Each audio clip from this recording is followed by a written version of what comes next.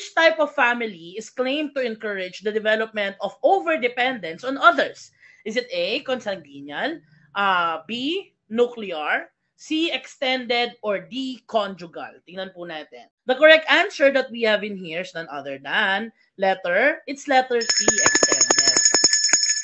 Bakit po, no? Sabi dito, kung unawain natin yung tanong, claim to encourage the development of over-dependence. Anong ibig sabihin? Yung sobrang iniaasa na lang po nila ang mga bagay-bagay, no? Nangyayari daw po yan sa family na extended. Ano po bang pinagkaiba? Sinabi po natin nuclear family, we have the mother, we have the father, and we have the children.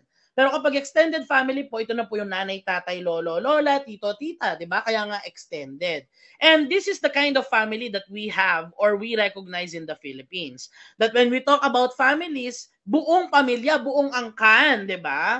At syempre, ito po yung nagpe-pave way sa tinatawag nating overdependence. Why is that so? Because, no, if there are more people, there is availability of support providers. Minsan meron tayong mga tita, meron tayong mga tito na talagang sila po ay mayayaman, no? Na talagang nakahigit-higit sa buhay. Kaya kung minsan, meron din pong mga kamag-anak na talagang nakadepende na lang sa kanila. Kaya nga, it's the development of overdependence. Hindi nakakayo dahil meron naman silang aasahan.